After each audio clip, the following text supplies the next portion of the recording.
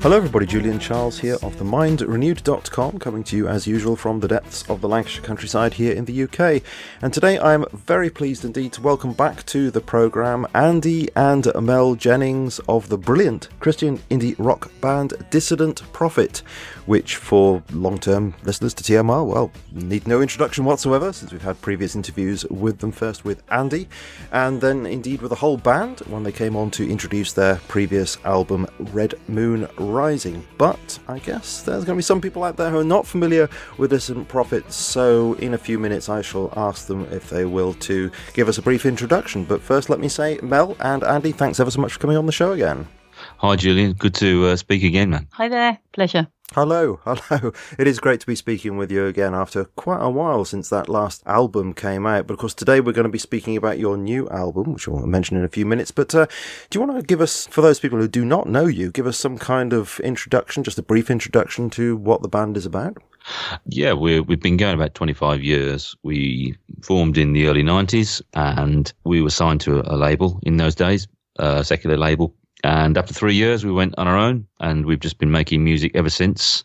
We are a Christian band in a sense, but we don't really fit into the mould of the mainstream Christian music scene. Yeah, I guess that's really, we've been carrying on doing it. We've not sought to kind of be heavily exposed or spread wide, but we've just plodded on, kept writing songs as they come, really. That's it. Mm-hmm. Well, I mean, I've always enjoyed your music hugely and your lyrics. You know, I think it's absolutely fantastic what you do, as people who have listened to the previous interviews will know. And this album, which you have now, it's not actually come out yet, has it? But it will do in a week or two from now, something like that. Seems to be continuing the same standard that you have set for yourselves. This is called Strange Days, although, as you know, I called it erroneously, I called it Strange Times the other week when I mentioned it in a podcast. I do apologise for that. So we're going to be talking about this particular album today. Do you want to tell us why you called it Strange Days?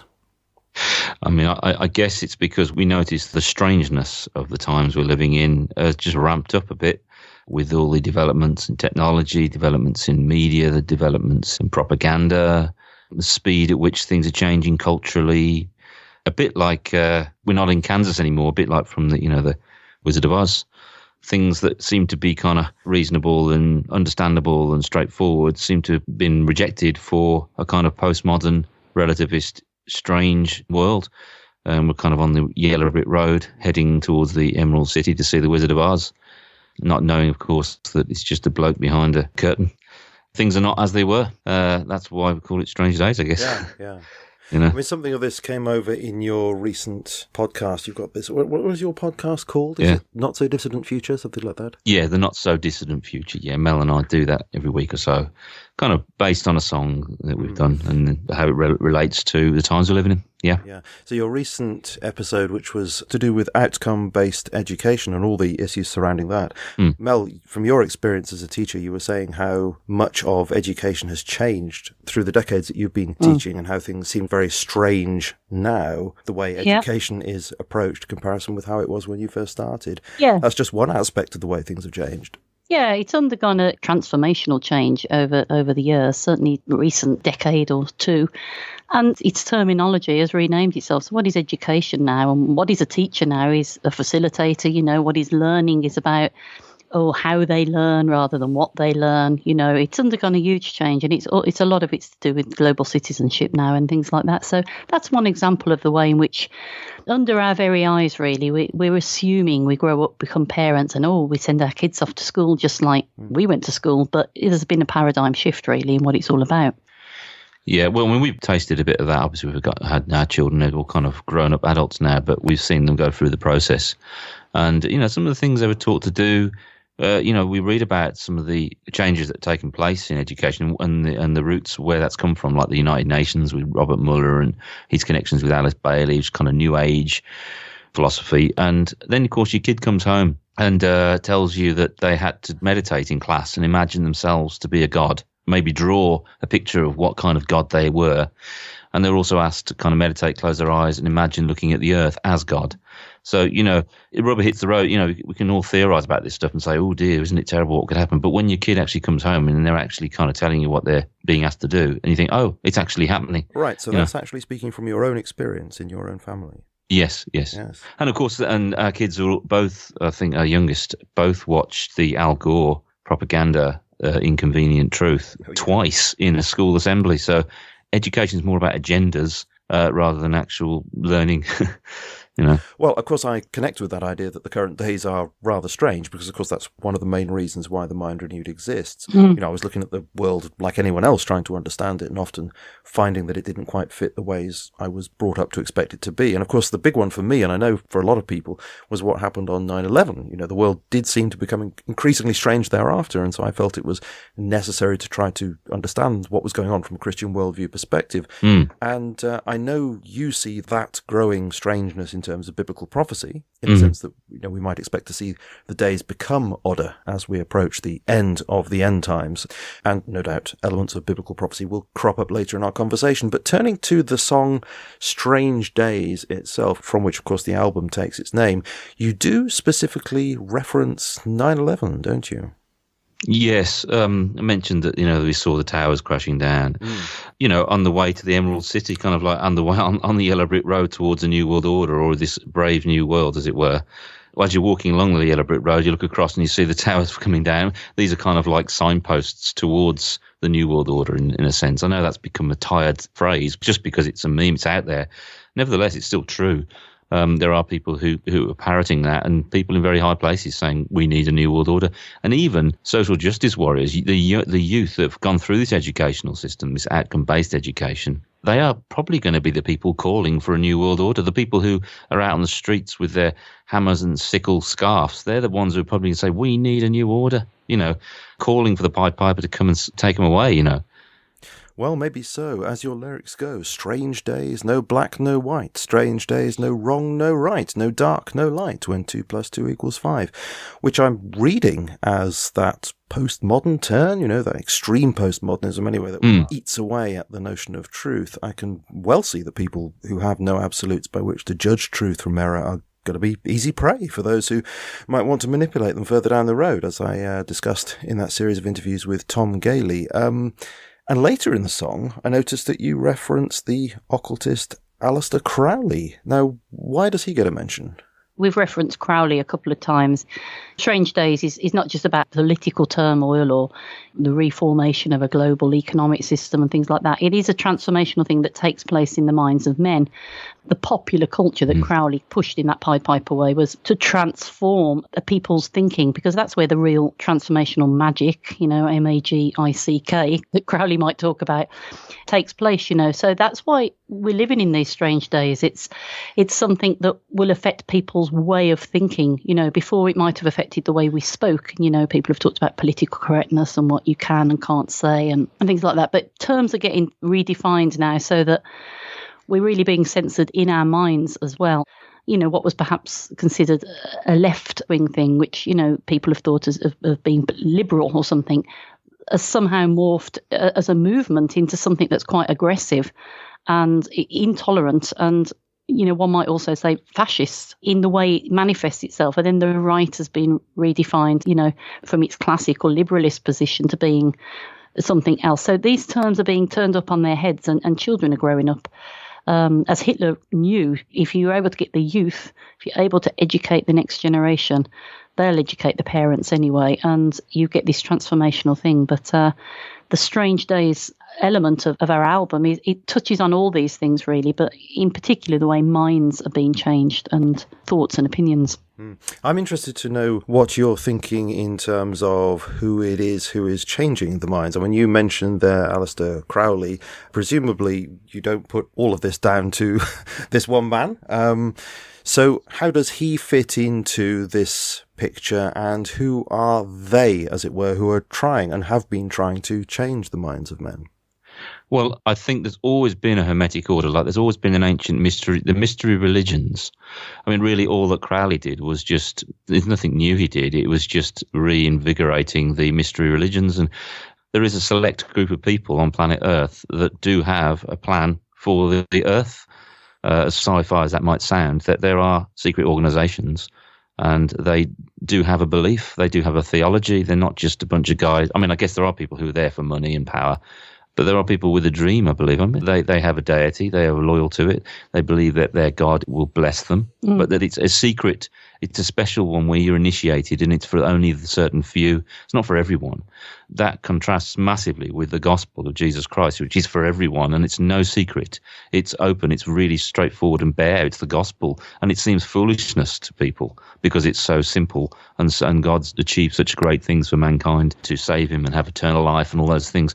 But I believe there's an opposite, a counterpoint to that, which the enemy very cleverly has devised, religiousness to the New World Order, not just business and economics and stuff. And I think the Crowley thing just kind of caught our imagination, really, at the time when we were doing the album. And it really just focuses on this transformation in popular culture, which is through music and entertainment. And we are in this information age, and people love their entertainment and their music. Festivals are the new big thing, aren't they? They're also transformational. Transformational, yes. I mean, I think I see what you mean, but when it comes to these sort of transformational oneness, new agey sorts of ideas, I do tend to think more of things like Marilyn Ferguson's book, The Aquarian Conspiracy, and of course I think she's using the word conspiracy there in a slightly ironic way, because the way it's presented in the book is that this is a way of thinking that a lot of people share. So this is 1980, something like that, in all sorts of walks of life, so in education and in business and in health and in self-development and all this. And the idea was that all those people around the world sharing this way of looking at the world would network and therefore work together. That's the conspiracy element, but it's an open conspiracy to change the world. So I do see there's that kind of thing that has been going on and still is going on.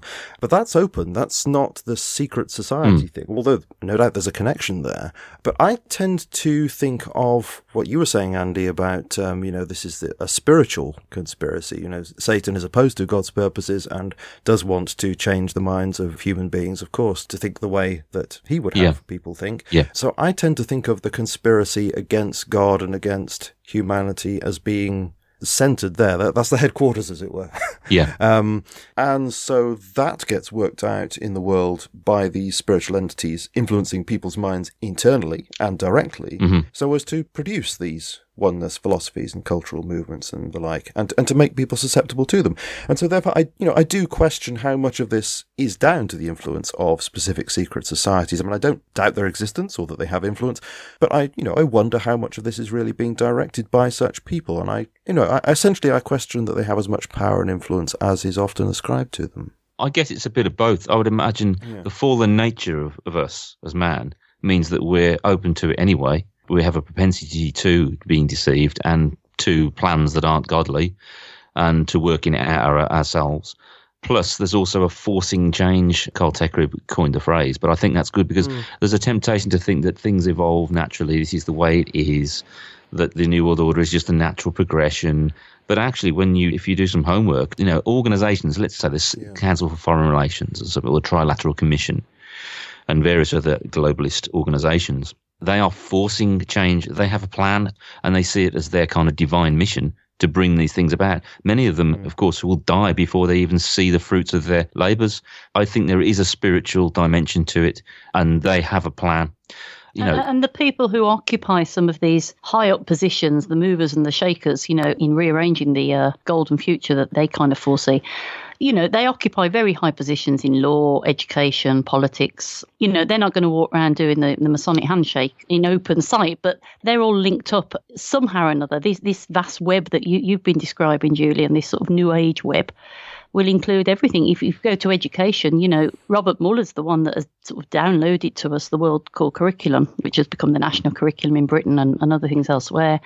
He takes his inspiration directly from Alice Bailey, who was a theosophist, and you follow her, and she's taken her teachings linked with that Aquarian conspiracy lady to Madame Blavatsky, to Madame Blavatsky, which is this mixture of Eastern philosophy and occultism and Kabbalah and now we're back to Crowley again. So they're all linked one way or another. You think something as staid as education would be headed by very sensible, down-to-earth people that aren't at all spiritual in inverted commas, but they are spiritual. Yeah. Yeah, I think we're on the same page, really. It's just a matter of emphasis, because I just think some people do tend to put everything down to these perhaps all coordinated secret groups, and I do think that is an exaggeration, and there isn't the evidence to warrant that kind of vision. But as I said to you before, I don't doubt that these people and these organisations exist and that these influences are there. But I do think there is also a sort of general cultural influence that's happening, as I said before, from spiritual headquarters that is moving things in this direction, and that all these influences are interconnecting and moving forward towards what you were calling the New World Order. Yeah, I agree with you. I don't think there's people sitting, we have the plan and we work for the devil and all that kind of stuff. I don't think it's like that. Probably people with probably really believe it's the right thing to do. People are stupid. They need ruling kind of thing. The Platonic idea that, what do you do about all these different people who... How do we shepherd the people? We are the enlightened ones. We've had proper educations, classical ones, and we've also been through all these initiations. We've had a tough time. We have a right to be ruling these idiots. That's the kind of attitude, I think. And they probably think they're doing everyone a favour. And there's probably other people who just genuinely think it's a good idea to be one and global. And they probably genuinely think nationalism is the problem with the world, or religion is the problem with the world. And they think, if we only come together as one, And they probably have the best intentions, even though naive,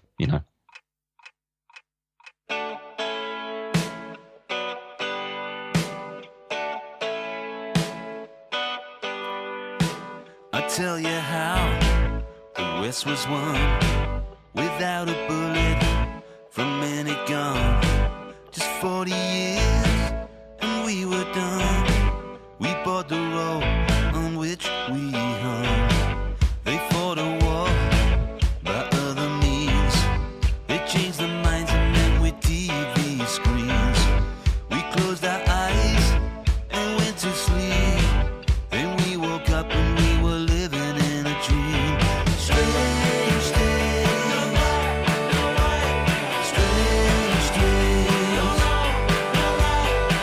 strange days, strange days.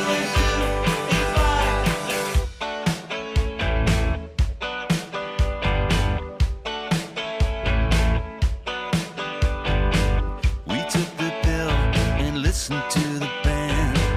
Alistair Crowley had a seat turn out his hand. We hung the watchman who took a stand. We looked to Babylon to be the promised land. Strange days, strange days, strange days, strange days. We've all left Kansas, nothing's gonna be the same. I turned around on the way to the Emerald City. Saw the towers falling down. Wanna click on my new red shoes and scratch it to the ground. On the way to the Emerald City, everything is upside down.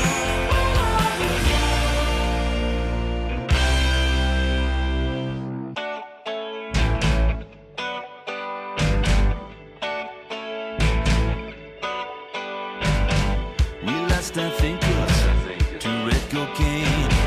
We burned the sacred scrolls that kept us all sane. Opened our minds so much, we lost our brains. We didn't think that we would never be the same. Strange days, strange days, strange days, strange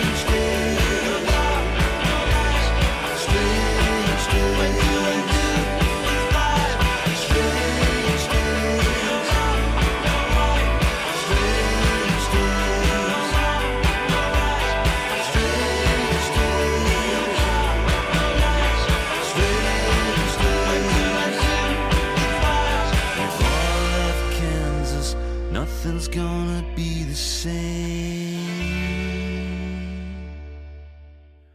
Another song on the album is Sergeant Pepper Major Tom, which seems to be about the kind of false promise of a new world, which was in the air in the counterculture scene of the 60s and 70s. And you have in the lyrics here, whatever happened to the Golden Dawn? The Pied Piper came and played his song. He played the tune and we sang along. Where did the children go to? It didn't turn out so cool. So are you saying a generation was sort of hoodwinked to an extent by this false but attractive and understandable, but nevertheless false promise? Yeah, I mean, it's upsetting. It's horrific, really, because I mean, there must have been such hope at the time, looking for meaning. People genuinely searching for truth. Absolutely, yeah. And we know the Jesus movement came out of that. A lot of the hippies turned to Jesus, and that was a really amazing move of God's Spirit. I think a lot of people became Christians who were disillusioned with the esoteric side. Obviously, there were linchpin guys. There were like Lennon, Bowie, Jim Morrison, Page, other people. Within the music scene, of course, obviously there are other people, but within the music scene, who were very influential. Great talents, great songwriters. They obviously had the blessing of the muses. But it's such a shame because you think, well, what happened? There was such hope. But by 1969, and Charles Manson and that stuff, it all went kind of sour. And I think, well, where did those people go? Where are the people with the flowers in their hair? What happened to them? Did they go off and become business people? I guess some people who lived in California had communes, and when that didn't work, and they probably went into some kind of ethical green thing. I don't know. Well, you say in the line, where did the dreamers go to? Some died, the others bought suits. Well, they must have, because they haven't got flowers in their hair, right. So they are wearing suits. So what became of that hope of the Golden Dawn? And I just think it's a good lesson to learn that nothing came of it. Yet there was such hope, and yet so many people would have been riding on that wave. And it's just good to take note of that. Yes, I agree, but a lot of that, it seems to me, was coming from a good place. This is one of the things that Francis Schaeffer used to say, that many of the people at the time were reacting against the complacency and materialism of their parents' generation. Parents who, on the surface were saying things like, oh yes, we're Christian, we're spiritual, but had in many cases given into just the good life and consumerism, materialism, and many of these young people, being very idealistic, were saying, this is no good. And of course, it's the time of the Vietnam War. So, I think a lot of that was coming from the right place. But, as you say, it led in the wrong direction to this cul-de-sac that you describe. Yeah, I mean, it's interesting what you were saying. I do agree with you. It's funny, I was thinking it before you spoke. I was thinking exactly what you were thinking, that it was a good thing to start to look for meaning. A lot of people were genuinely looking for meaning. It just didn't mean they found it. And I'd encourage anyone to start thinking. Of course, obviously going into experimenting with drugs and all that kind of stuff, and everything was obviously going to be not the right way to go about it. But then I think the human problem goes back to Genesis 3 again, because we search for these ways as fallen beings. We're searching always, of course, we're searching for the right way to organise ourselves, the right sort of government, the right way to conduct our relationships with one another. But it will always result, and what we tend to do is swing from one to the other. We're sheep without a shepherd if we're under the principalities and powers. And every single system of man, if man's trying to make it without God, then it's going to swing, isn't it? Marxism, fascism, and whatever it is, being really materialistic and covetous to living monastical, strange lives of flagellation or whatever. We swing from one to the other. And then the other factor is you've got the evil one who, as you were saying, will not let an opportunity go to waste. So whatever waves of change we're experiencing as a society, he'll jump in and swing us away.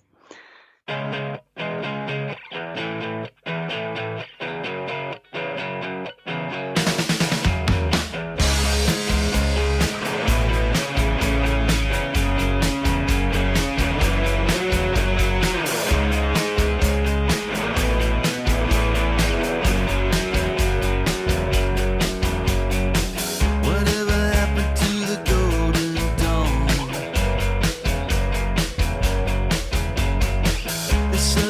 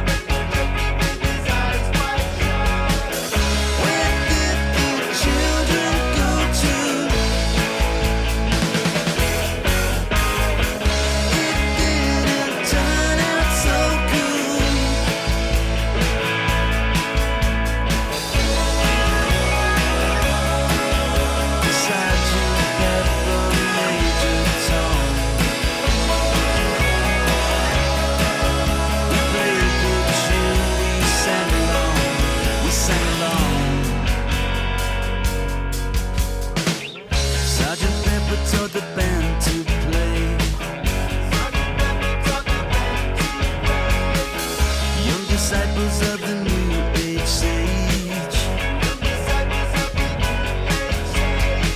Do what you want and don't feel no shame. A fake escape from Plato's cave.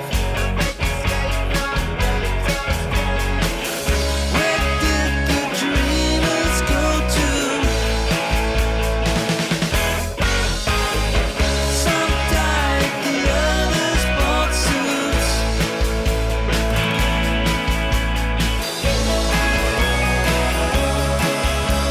Sergeant Pepper, Major Tom.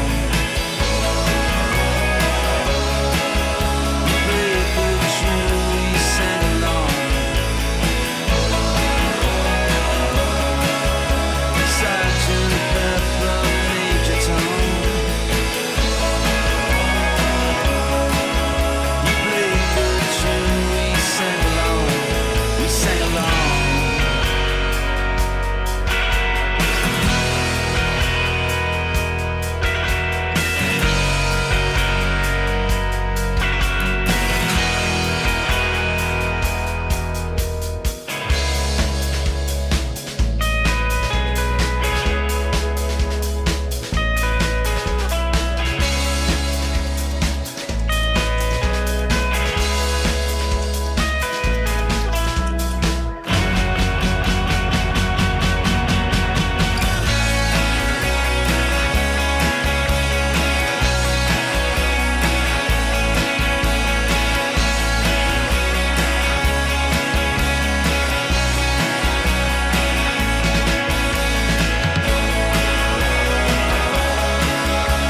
Sergeant Pepper, Major Tom.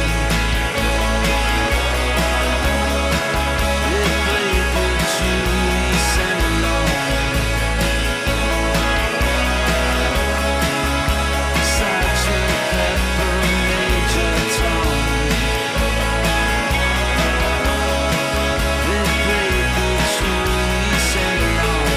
We sang along.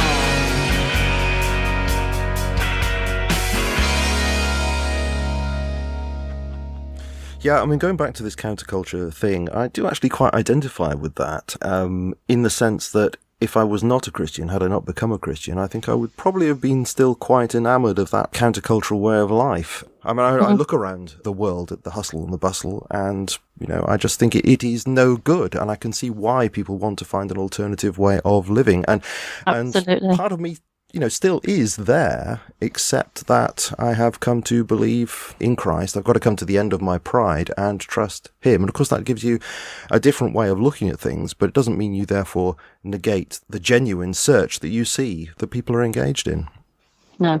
And you can so understand that young people in general who have that zeal to change the world, and, you know, in a right sense, they have that zeal, they have the energy. Yeah. On the whole, they're kind of left-wing oriented because they're seeing what's happened to capitalism and the greed in the hearts of men and so on. And yeah, we recently watched, you will know him, Julian. He runs the Fuel Project. Mark Fairley. Mark Fairley. I've heard of it, but He's I don't know really... him. How about that? Oh, we can recommend a really good series called War on Truth. It's really good. Okay, I'll look at that.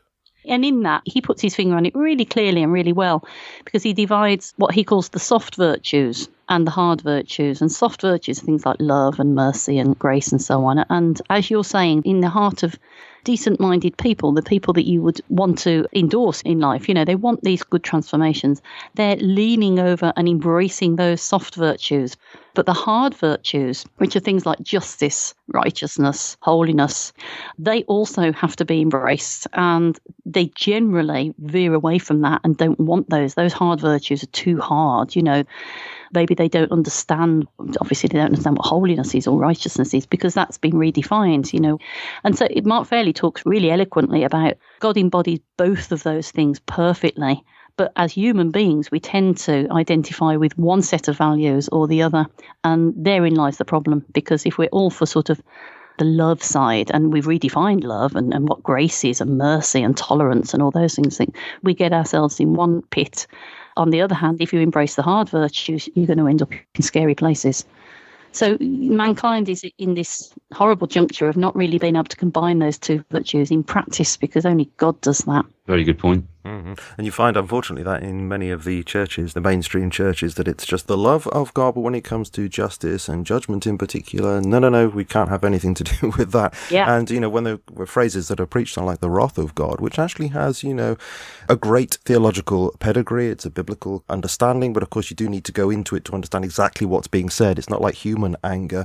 But, when those phrases come out, they're preached or they're in a reading or something like that, then you can see people don't like it. And I've had people say to me, I can't accept that God is wrathful because God is a God of love. And I'm thinking, well, those two things don't actually contradict each other. You just haven't thought about it enough. You just imbibe the spirit of the age that says, oh, well, it's all about softness. The hard things, well, we don't like those. That's right. But there isn't much thought involved with this at all. So I can see that happening in the churches, and I think it's very unfortunate. On the other hand, of course, you have those who only focus on the justice, righteousness, holiness, wrath, and have real difficulty with grace and mercy. And what's so wonderful, you see, is Jesus, because he embodies the whole thing. You see, when you read the Gospels, you think, oh, I've got the nice Jesus here, gracious and merciful, help a guy out, who's in need. And then you've got the other guy who's turning over the tables, calling some people really serious names and talking about wrath. And people pick and mix, They do. I can't fully understand righteousness, but I think we have to work to understand God's righteousness, how righteous he is, because then you'll understand how merciful and how gracious he is. And sometimes if we try and make him less righteous, we make him less merciful and gracious in a way. It's an equation that has to balance. I find it really interesting that, Jesus somehow amazingly embodied these two. How can love be satisfied and how can justice be satisfied? And I think mankind throughout the ages, when you're talking about the Sumerians, the Egyptians, the Greeks, whoever it is, as we got more and more towards the time of Jesus, you can almost imagine they're scratching their heads, Plato and all these Greek philosophers saying, how can this come about? How can we bring about this society? Plato has his idea of the republic, which is flawed, but he was asking the right questions and everything. And you can see that it would seem a miraculous thing. How can these two things be satisfied? And I think it's one of those like lateral thinking questions. And then Jesus comes along and it's like, there it is. There it is. Absolutely. Yeah. And you see it there on the cross. There is this act of love and mercy. And yet he's hanging there on the cross because of what each one of us has done wrong in our lives. And of course, some people can't get their heads around that because they're thinking, well, that was 2,000 odd years ago. How does that relate to me? Mm-hmm. But of course, God is outside of time as we experience it. And he sees what we're going to do in the future. He sees everything. And so therefore, it does relate to each one of us. It's done in complete knowledge of who we are and what we've done. Yeah. But you see that combined on the cross. It's the most astonishing symbol of the very heart of God there on the cross. Amazing. He was cut off for 3 hours, and we can't understand this because we're not God, but between the Father and the Son, that break had to happen so that we could come into a relationship with God. Look, there's a little example. When we adopted our son, I mean, my eldest son is Mel's natural son. For a couple of minutes when we went to court, Mel actually gave up her natural rights to being the dad. Sorry. Yeah. Sorry, I'm getting confused, all the gender talk these days. I'll leave that one in. Yeah, go on. And she had to give up for a few minutes before the gavel went down, her natural parenthood to Dan. And then the judge hit the gavel and said, right, okay, now it's done. So she and I adopted Dan, but she didn't have to. He was naturally hers. But she gave up that right so that she could adopt him back. And it's like that with Jesus. He gave up his relationship with his father for a few hours so that we could come in and have that. And I just find that absolutely amazing. And I can't get my head around it because it's something obviously we can't look into in a way in depth because it's between the Father and the Son. Well, this is why there are so many theories of the atonement, and each one of them, as has been said many, many times, that each one of them has some aspect of truth about it, rather like a diamond with different faces upon it. And, if we concentrate on one to the exclusion of all the others, we're probably missing something there. But I mean, this is one of the things I love about Christianity, that it is historically rooted. It's not like philosophy that you start with first principles and you work out what your theory is. It's rather, this has happened. This is a person who went through these experiences, and now, probably beginning with Paul, we're left in the position of trying to make sense of this, and that goes on and on. And right. I love the way around that is because it's rooted, it's real, it's not coming from human beings to start with. God does it. We're left with then trying to work it out, but we are left with propositions that apply to us. Jesus has died for us and because of us, and if we place faith in what he has done, however we understand that, our sins are forgiven. And I just love the way that God initiates that, rather than it coming from us. Again, it's not humanistic, it's theistic, it's he who has done it. So he's on the front foot, he is pursuing us. Yes. And I suppose that's in the sense that you'd think of God in that sense being masculine, because it's a pursuing nature. We know there's aspects of him that are feminine. Not that he's either of them, but he's on the front foot. He's actually pursuing a bride. He's pursuing us, even when we're not even asking. So he's like, he's done this, now go discuss. Work it out. Right. But I've done it. Yeah. Is there something of this in that song, Everybody Knows? Yeah. You're saying that everybody knows, there's something wrong with the world, obviously, and something's going to happen, something's coming. But is there a sense also of everybody deep down knows that God exists and God is just? I think there is that, even if it's tenuous in some cases. But I agree. I speak to a lot of guys and stuff in my job and probation and whatever, and it's very interesting. Initially, people put up a real kind of barrier. But then as time goes on, you realise they have thought about these things, Yeah. I mean... And there is that line at the end. Julian's already sort of referred to Francis Schaeffer. You've taken that from Francis Schaeffer, haven't you? The line of despair. The line of despair, yeah. I thought it might be. That was going to be my next question, actually. And the line of despair is waiting. It waits for you to fall, yeah. So it's a very tenuous existence. We know something's up with the world, even if you watch the media, but there's something wrong and we don't kind of want to know it. We want to just kind of stay comfortable, understand it. We want to stay in the sheep pen. But nevertheless, we still know something ain't right. And I guess when things happen to us personally that go wrong, that's when we think about it a little bit more. And it's an opportunity sometimes to consider the line of despair. What is the point? What is the meaning? I meet people in my other job, my mental health job, who've been very successful people, entrepreneurs, millionaires and stuff. And then they've suddenly just hit a wall. They're very successful in the world, and they've suddenly hit the wall and they're broken down, don't know what the point of life is, and they start thinking about it, Is that why you have kind of two different styles in the song? So when you have the verse, it's more sort of, it starts off acoustic, quiet, these sort of seesawing chords. I don't know what key it's in, but if it was in E flat, it's like for musos out there, sort of an E flat plus 7. It's a C sharp, actually, yeah. C sharp. Oh, it's a C sharp. Yeah. It's a C sharp. Okay. And so then the next chord would be, if you said C sharp, then it would be a B flat. B flat, yeah. Yeah, that's right. So and it sort of seesaws back and forth between those in this really quiet acoustic way. And then it becomes a lot louder when you get to, but everybody knows that something's wrong, etc. Yeah. Is that the brick wall that you're talking about? Everything going along, trundling along, but then actually things are not okay. Yeah, that's right. I mean, also because we get up every morning and do the things we do, jobs and whatever, go about our business, the normal kind of hamster cage daily routine. And then occasionally something will confront us, a conversation or so, someone talks about God at work today or something, upset me, or whatever, or something happened on the news and it was really upsetting and why did this happen? And, and then we'll kind of, I'll block that out and carry on with my routine, kind of thing. We've got a park near us and it's just sitting on the bench looking at the park and there's a train that goes past and there's kids that play in the playground and stuff. And it was kind of an autumnal period when I wrote the song. For me, it's like the long hot summer's come to an end.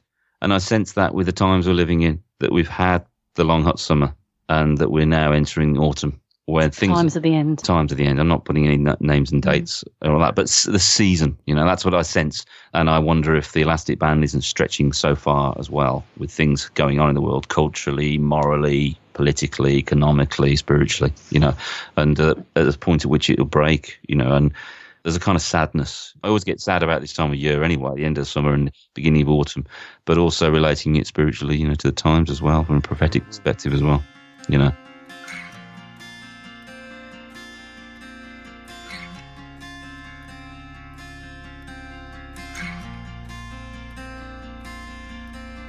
leaves are turning and start to fall. Long days are a slow departing friend. The clocks keep ticking, but they're winding down. The long hot summer's coming to an end. But everybody knows, everybody knows, everybody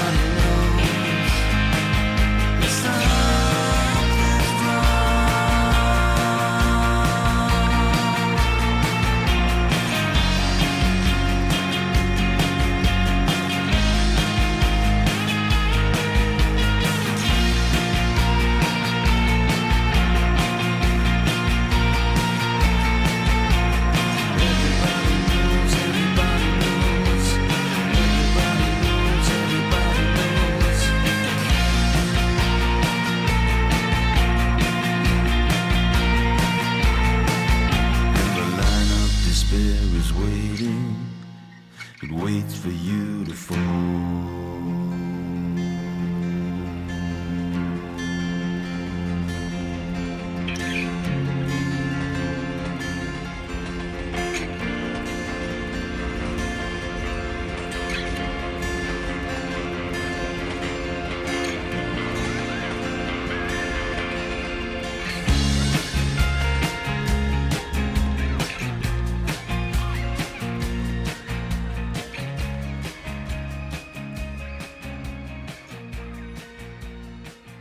Well, I love the way you use that sadness, which is, part of human life. That's just the way it is. That's the human condition. But you use that for the good, to point out that actually we don't need to be sad about this because of Christ, because of the existence of God who wants to have this relationship with us. And I'm coming back to another one of these songs, which seems, very sad on the surface, unless you get the message you're really trying to bring across, which is The Small Dash. I love that song.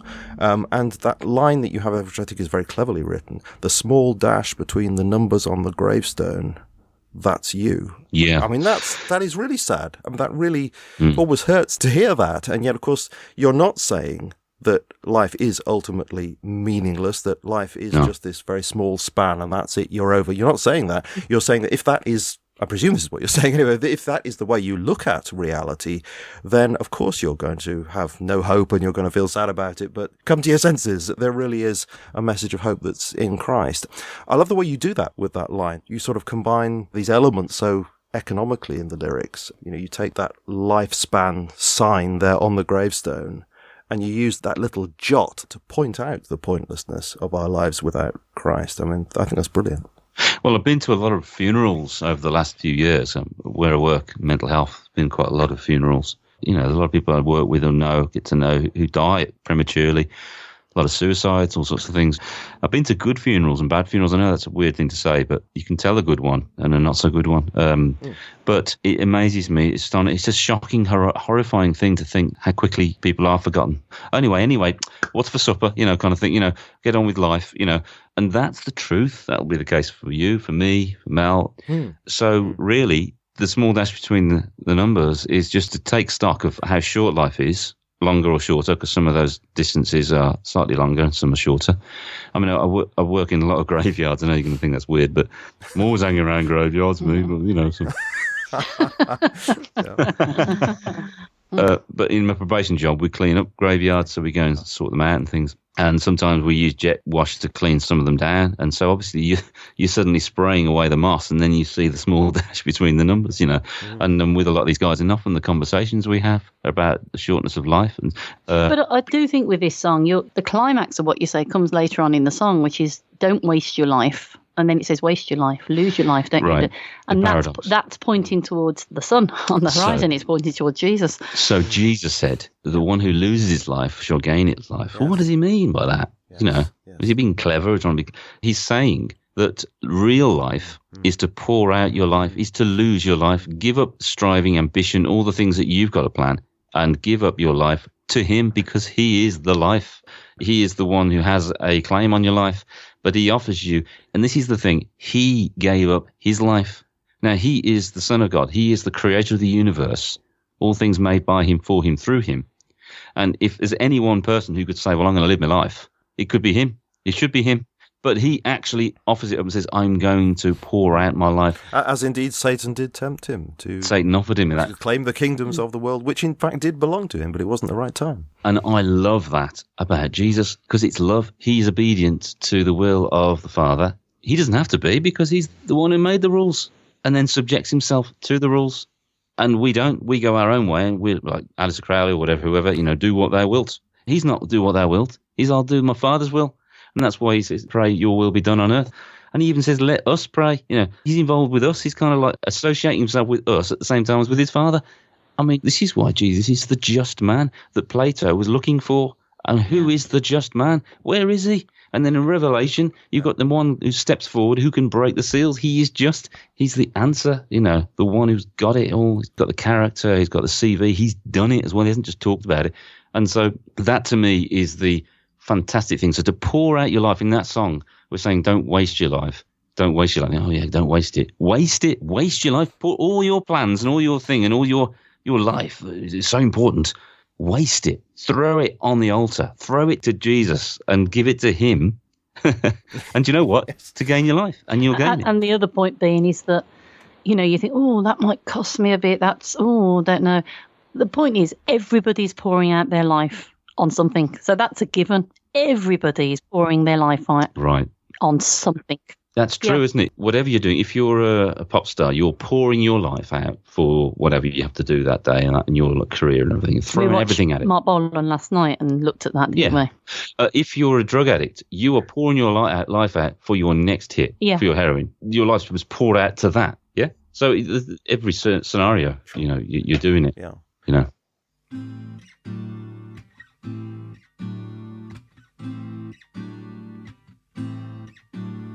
Small dash between the numbers on the gravestone. A small dash between the numbers on the gravestone. That's you. You were building, always building for something you'd never see. You were working, always working for somebody else's dream.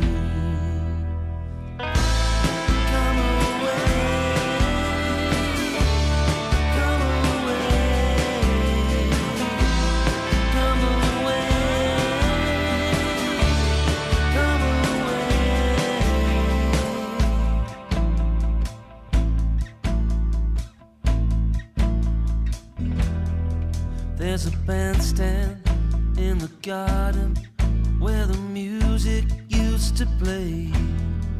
People laughing, people singing. They were playing the lovers' games. They were living in the moment. Couldn't feel time pass away. Only spiders and weeds are all that now remain.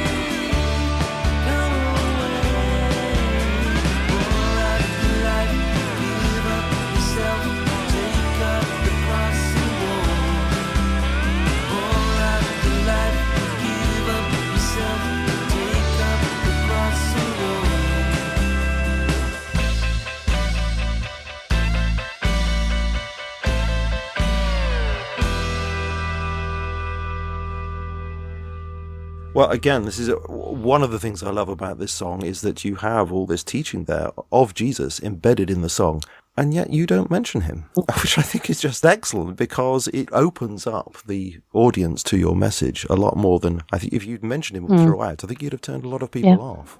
Yeah, that's the nature of it. And it's true. Well, truth is truth, and the words of Jesus I understand it's Christianese, isn't it? It's funny, actually, sometimes when I try and write words with Jesus in, I don't like it. It doesn't seem to kind of fit. It just seems... This is one of the reasons why people use Yeshua, isn't it? Because it breaks away from that standard oral experience that people have as a kind of switch off in their minds.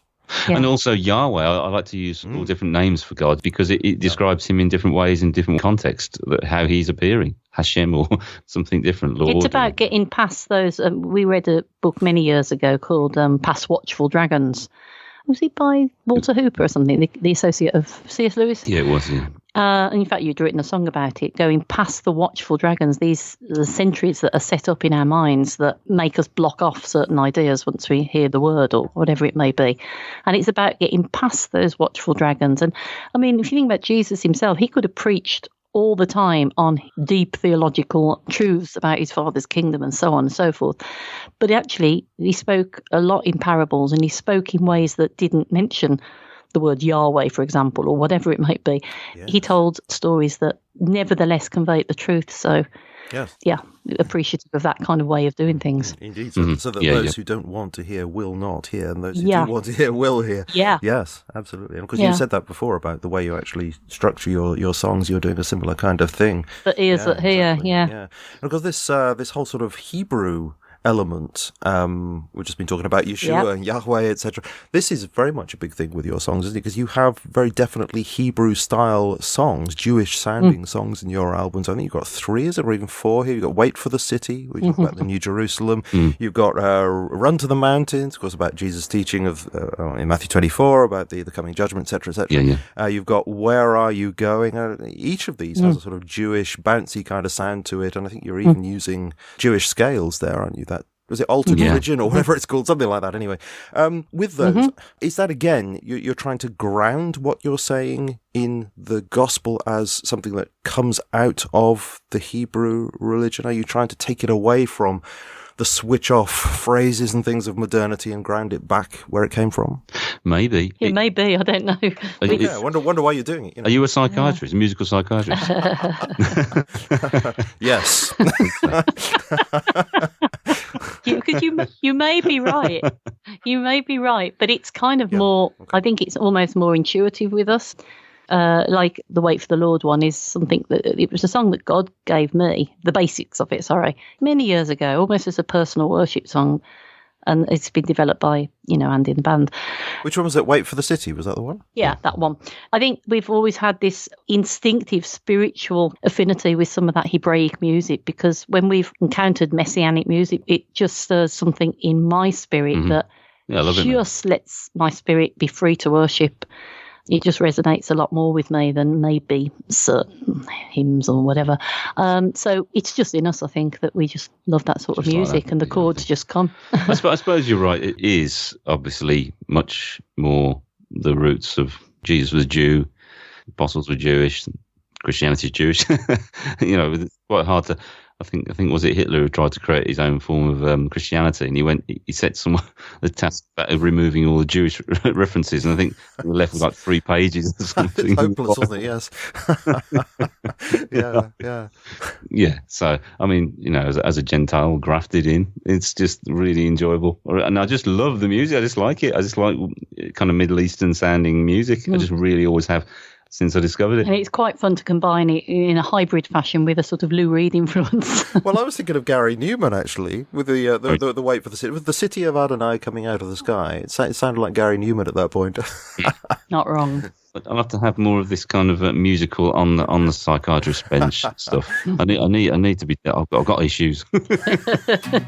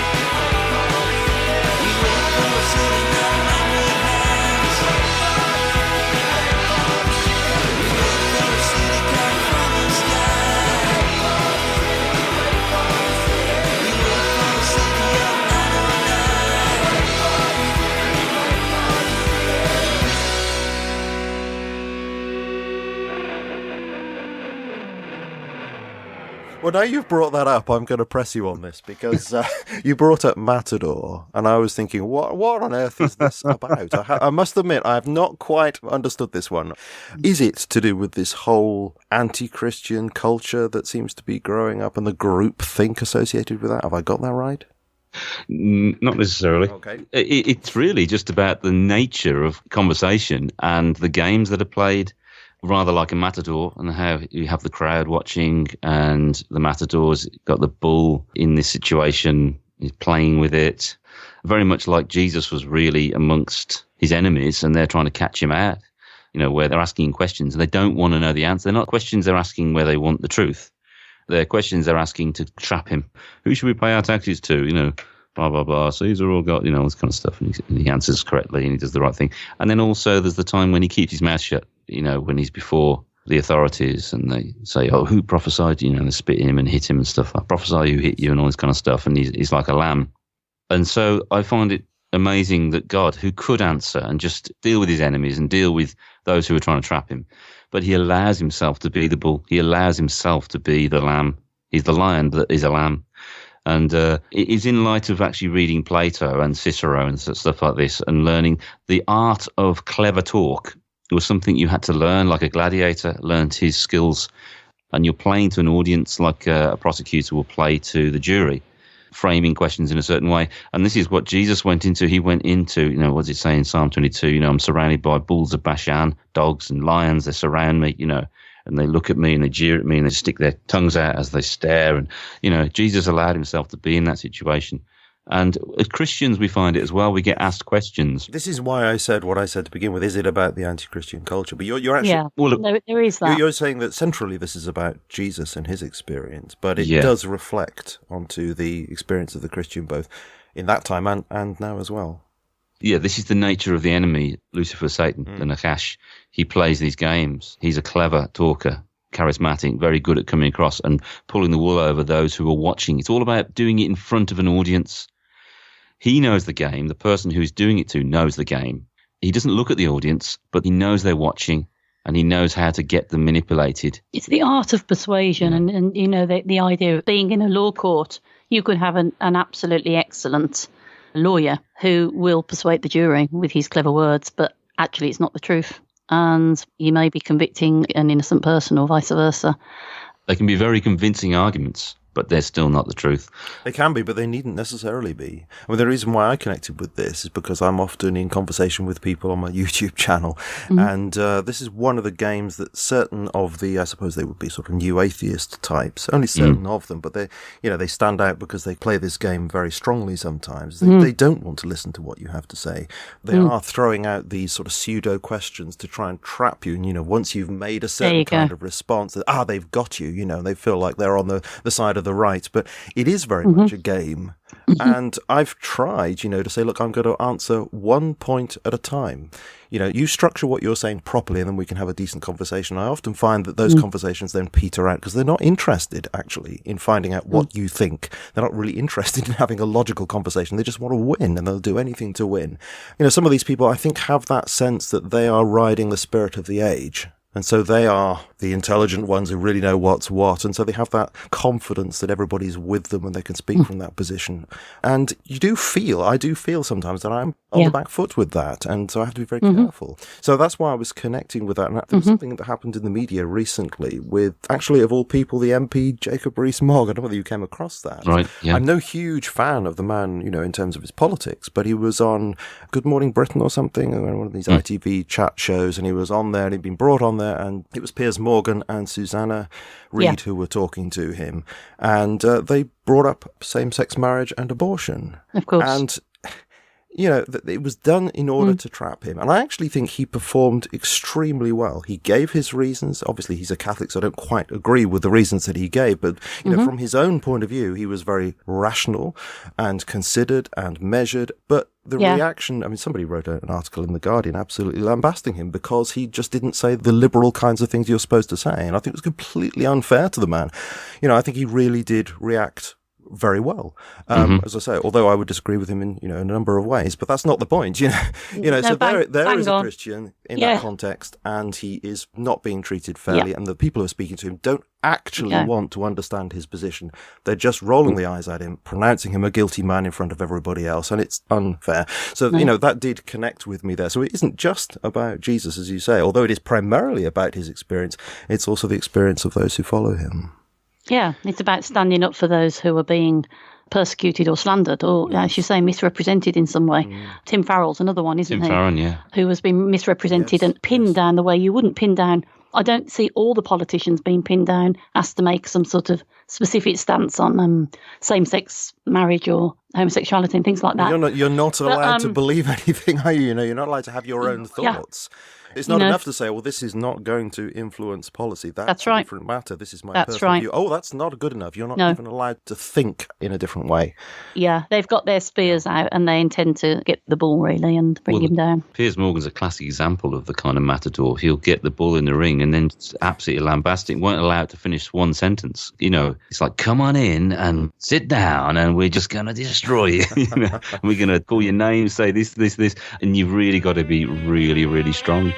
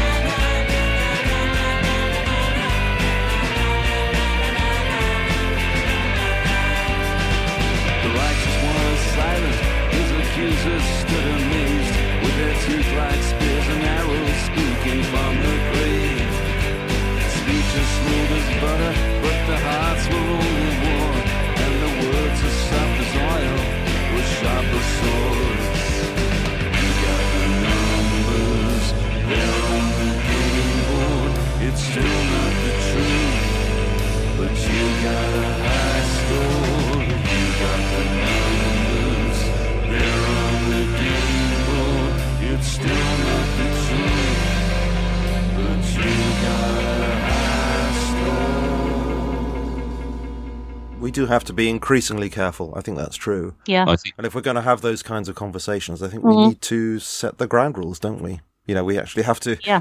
say if you're going to have a conversation, like I was trying to do, and I think it has worked actually, I'm going to answer one question at a time if it's a genuine question. Well, I've found that as well. Recently, I've decided to do that. People have said about the old, they come out with Dawkins-isms, about the Old Testament.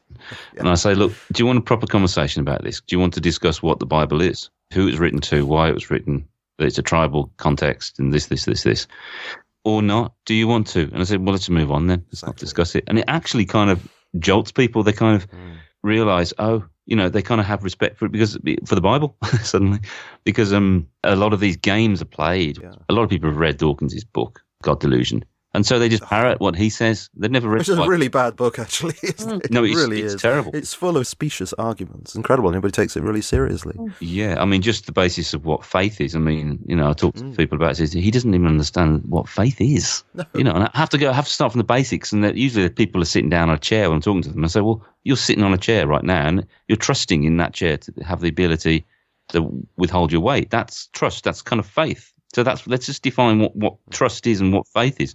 Dawkins doesn't even understand that. So no, he just says it's just a blind stab in the dark, as if you just go sitting in a dark room, not knowing there's anything under you at all. Yeah, that's it. Crazy. Absolutely. I think it's a worse book than Bertrand Russell's Why I'm Not a Christian. I thought that was a fairly bad book for such a good thinker, such a great thinker. Yeah. I've not read that, and it sounds interesting. Oh, it is interesting, yeah. He's a great mind, but you can see that his mind is closed in certain areas, and you're thinking, if you had the same openness that you had with respect to your general philosophical arguments, then, it would have been a different book. If you're doing it in the name of openness, Yeah, indeed. Yeah. But another angle is that the Matador wants the glory and wants to look good as well. And that's why we got that, like when Apollo killed the python and then took to flight in his suit of lights. Mythologically, he killed the python. And I think that Satan wants to kill Satan in front of everybody and make out God's evil and whatever. But I think there's a lot of evidence in the myths that the destruction of the Leviathan, I think that the enemy, the fallen one, is going to, in the last days, when he come out as the conqueror, come out as the Messiah, as the conqueror who destroys the evil. Oh, sure. Yeah. It's like a setup. That must be true, because that's the essence of the Antichrist, isn't it? Yeah. Yes. Yeah. He'll destroy Israel's enemies or something, and then everyone will, oh, yeah, great. He must be, he's of God, who can make war, all that stuff. Yeah, the ultimate deception. Yeah, sure. Yeah. So, bringing up these sort of mythological aspects, and I don't mean myth in the sense of fairy tale. I mean, myth in the sense of religious teaching, deep symbolism, and all this kind of thing. You do in your song Only One Name actually bring up something of the divine council theology that Dr. Mike Heiser talks about. Very interesting stuff, actually. I do think that is really interesting. Why did you do that? Because, a lot of people will not pick up on that, because you don't say much about it, but it is in there. The line, it's all the rebel gods bow down when they see the king, the Son of Man upon the clouds, among the Elohim. Now, unless people had some familiarity with that, they wouldn't understand that at all, would they? What on earth is the Elohim, So why did you do it in that veiled way? Just because I think it's true. You can say God's God, Jesus is Saviour, but I like to put it in more context. And the context is that, when we say heaven sees things and the man sees things, these are witnesses and testimonies before heaven and earth. I don't think it just means the place and the earth. I think it means the beings and the subjects of those different areas of existence. And I believe that there are, as the Bible teaches, divine beings, angels, cherubim, seraphim, archangels, and there are some that are fallen, that are rebels.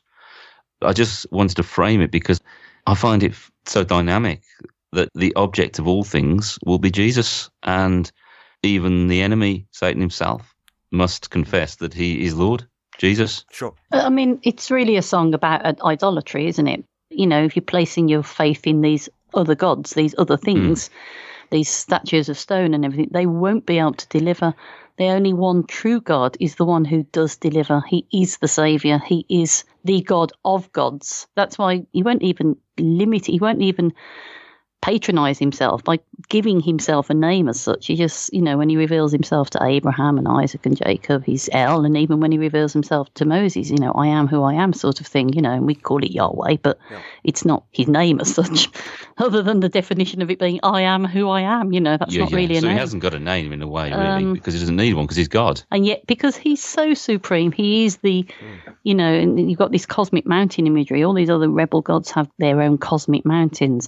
He doesn't have to claim for himself, even physically, the highest mountain in the world, because who he is supreme anyway. He doesn't have to battle it out with these lesser beings who are trying to claim that they're equal with him. There is no equal. But what amazes me is that even though he is the great high God who created the universe, stretched out the heavens, he chooses to be involved and to actually take on these lesser things and enter into the battle. I like that. It's amazing. Why does he? He doesn't need to do that. And even all the things that, creating a new tribe called Israel, having a priestly system, having a tabernacle, then having a temple. He decides to do that, to teach us something, it's a teaching mechanism. Yeah. He doesn't need that. I think it's true to say that very often he's using the language of the people at a particular time in order to convey his truth to them. So people in the ancient world did do sacrifice, So God will use that and say, well, I want to turn that to my purposes, to teach you. That's right. So the very bulls and other animals that you're sacrificing, well, no, you sacrifice them to me. That's right. Doesn't mean that he is actually bloodthirsty. He's speaking the language of the ancient people. Yeah. And that's just a very simple change you can make in your mind about how you read scripture and just think, wait a minute, okay, so everyone's doing this anyway. I mean, I tend to think of it this way. Think of the Jewish nation as pagans that are being Yahwehized. Yes. So they're already pagan. They're thinking like pagans. So he has to work with that. That's right. It's not just about to give him a science lesson on the shape of the earth or anything like that. He's got to start. Don't go down that one. No. Sorry. Yeah, go on. What on flat earth are you talking about? No. Oh, no, Andy, you haven't, have you? You haven't gone down that road. I'm going. I've gone. Ah! No, don't worry. I'm back. I've upset that contingent. I keep meeting people who have gone. It's like, come back. No, please. Bye. Anyway, moving on. Anyway, going back to that, the Michael Heiser stuff there, we've talked about, gods a number of times there. Yes. Obviously, anybody who's interested in pursuing that, go to the Naked Bible podcast and listen to what Mike Heiser actually says about this. But my understanding of this is it's gods in the sense of false gods that other peoples are worshipping, etc., but also this term Elohim, which gets translated as God in the Old Testament. But here, this is the idea of this divine council of beings who share some spiritual dimension with the one true God. It's an address, isn't it? Yes, indeed. The postcode. Yeah, the divine postcode, what a thought. So these are gods with a small g, but not really God in the full theistic sense that we normally think of as God with a full g. No, they're not creators. They're part of the council. They were made, Yes, indeed. And God is, with the big G, is the head of the council. Yeah. So, I mean, one can think that this is polytheism, but it's not, is it? No, these aren't gods in the sense of creators. No. And also the fact that some of the fallen ones were given authority. I mean, they may not have been fallen at the time, but that some of the divine beings were given in the Table of Nations, were given Deuteronomy 32, according to the numbers of the sons of God, 70, the nations were divided after the Tower of Babel. So the sons of God here are the Elohim. That's right, yeah. Yeah, this is a whole other subject in its own right. So, But I do repeat that the Naked Bible podcast series is the place to go. I'll obviously put that in the show notes. Yeah.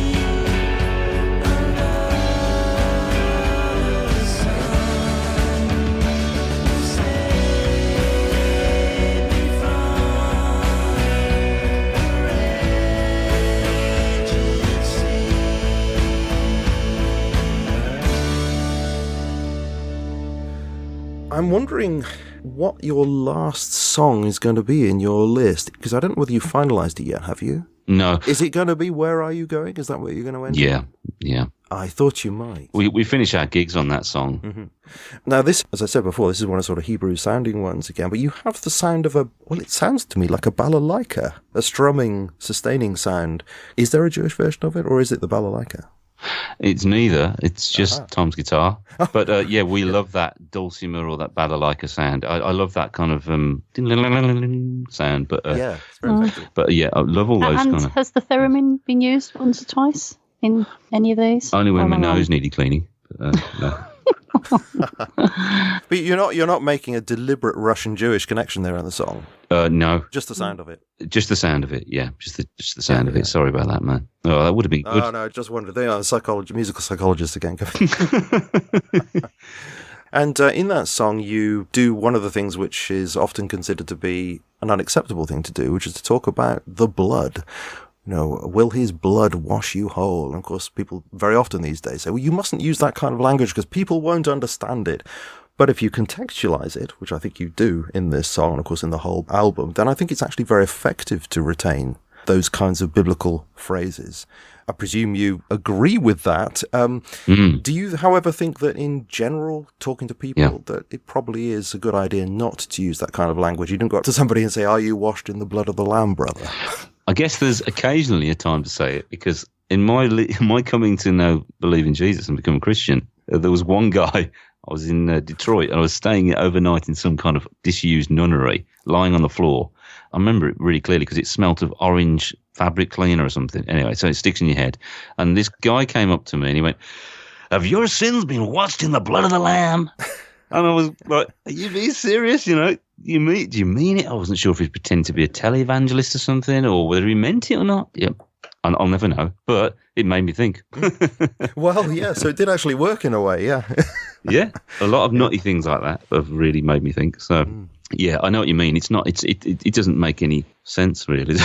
I think it's without of context, it doesn't. Out of context. But as I say, in the album, there clearly is context. So anybody who's thinking about it will understand what's going on. Yeah. Yeah, I mean, I guess you could say it as a conversation opener and say, let me explain what I mean. Yeah. But you're right, actually, because in modern way of thinking, sacrifices and covering and forgiveness for sins and stuff, you first of all have to start talking about morality and what do you think's right and wrong. And it's very interesting. I was chatting to a guy the other day on probation and spent most of his life in prison, in and out of prisons, very clear thinker and stuff, but he was the law unto himself. He admitted it. He says, our laws are just, everything's just relative. What's right to you, what's wrong is right to you, and what's right to me is relative, and all that kind of stuff. So, you have to start in a kind of C.S. Lewis way and say, well, okay, so if I stole something off you, you'd appeal to a law of like, that's not fair, that's wrong. So you have to try and get people right down to the basics of working out if there is a common right and wrong for everyone. You'd be surprised how many people don't even think there is. So you have to start, like you say, talking about, have your sins been washed in the blood of the Lamb isn't going to really be good, is it? Talking to people who don't even think there's such thing as right and wrong. Yeah, it reminds me of, again, we talked about Schaeffer before. I think he had some example of asking some student, I think, who was saying, well, there's no difference between right and wrong. And he did something like holding a kettle of boiling water over the chap's head and said, can you just say that again? Well, I remember Brian Godower did a really good short story thing where this bloke was a lecturer. He was lecturing the students at university saying, there's no such thing as moral absolutes or anything like that, And one of his students kidnapped him, took him back to his garage and tied him up, and then he's got this blowtorch out, and he's like, you just start like that. And the guy's going, no, don't do it. He says, but you told me there were no moral absolutes. And it just ends with the torch coming on, and it ends, and you think, Oh, yeah, it's like a scene from Reservoir Dogs. Yeah, that kind of thing. I heard another pastor story where it was in Russia, and this guy was an atheist and teaching everyone about evolution and saying, there's no difference between you and that chair over there. We're all meaningless. We've always evolved from pond scum. There's no purpose to anything, kind of atheism. And this student stood up and picked the chair up and threw it at him. Yeah. And the tutor got really cross. He said, why are you getting cross? There's no difference between the chair and you. Made the point straight away. Yeah, you've got to cut through it sometimes, haven't you? Yeah. So is your album is now finished but not finally mixed? No. And you haven't got the order absolutely sorted, although you know what your last song is. Yeah, it's pretty much sorted. And your cover's sorted. I was sent this have you stayed with the one that was sent to me of this, looks like somebody dressed as an animal with a poster in the middle of the traffic, is that right? It's a Spider-Man suit with the standard tiger head, just standing in the middle of Broad Street in Birmingham with a Dissident Prophet. Well, you see these guys advertising pizza everywhere, don't you? I don't know if you get them where you are, but wearing I have seen them, yes. a cheap superhero thing in the freezing cold, standing out in the rain, advertising cheap Domino's pizzas. So Adrian, our friend, he designed a kind of Domino's logo for us, and so we thought, well, tell you what, we'll go and advertise Dissident Prophet. It looks like we're advertising pizza, but we're advertising this Dissident Prophet. It was excellent, actually. I always liked the idea. There's a Larry Norman album called Only Visiting This Planet, and I really like a picture of him standing in the middle of the highway with cars going either way of him, looking a bit bemused. And I just thought, no, I can see it'd be great to have a superhero standing there, kind of like fed up, looking at his phone, advertising something, pizza in the middle of the street, That's it. Was that you dressed up? It's my son. Oh, right. It's actually my son, Joe. He wanted to do it. He was desperate. We did pay him in pizza, so that's all right. So. Oh, well, thanks very much, Mel and Andy, for coming on. I said, actually, at some point, if you upset me, I was going to call you Andrew, but you never did. In fact, you never did. And I presume I would have said Melanie as well, but neither of you got to my goat, so well done for that. I'd never do that. I'd never do that to you, Charles. I'd never do that. Thanks, Andrew. Yep, there you go. That's how that started, isn't it? You said it on Facebook. That's right. Oh, dear. Well, thanks ever so much, both of you, for coming on. I'm sorry that I'm not on top form, but that's just the way it is. My voice has been kicking off recently, and I'm dosed up with ibuprofen. It does tend to sort of dull my mind, but that's just the way things go. Yeah. It's great. So thank you ever so much. It has been great speaking to you, and it'll be wonderful to intersperse some of our, these tracks into our conversation here. And I do hope that people will go and listen to the whole thing when it comes out in a couple of weeks or so from now by visiting your Bandcamp page, which I shall link to, of course, in the notes. So do keep checking that page for the album launch. A great album, as always. Well done. Really enjoyable. Okay, bro. Well, Thanks. it's been We've had a great talk, haven't we? Yeah, total pleasure. It's been nice to hook up with you. Yeah, thanks, man. Appreciate it. I look forward to the hard CD. Yes, we'll get the hard one, hard copies going, and T-shirts and videos and tea towels, and mugs and tea towels. Yeah, we want to do tea towels with it. I've never had a tea towel from you before. This is new, is it? We want to do a tea towel with Dissident Prophet on it, because I think tea towels are just great things to have, aren't they? And we put them on the snare drum anyway, so to record it, so might as well have a proper one. So. What about doormats? Oh no, we don't want people wiping their feet on our name, do we? Well, I've had a good idea. Well, Oswald Chambers said you need to be a doormat for Christ. Oh, we should. Oh, maybe we should then. Yeah. Right. Do you know what I was thinking? I know it's a bit off the subject, but I had this idea of, Dragon's Den, go on those ideas and stuff. And I was thinking, why not actually produce like little carpets, little rugs that you just sweep the rubbish under? Oh, yeah, yeah. No one's ever thought of that, to sweep it sweeps up under the carpet. And it could be Dissident Prophet one. Anyway, never mind. Why not? Yeah, well, you heard it here first. If you ever bring those out, there'll be a link to that as well. Okay, well, thanks ever so much, both of you. It's great to speak to you. Okay, bro. Well, we'll speak to you soon. See you soon. Yeah, bye. Where are you going? Do you know? Do you care? This world is shaking. Are you scared? Are you scared? Are you lost and alone? Do you need to find your home? Where are you going? Do you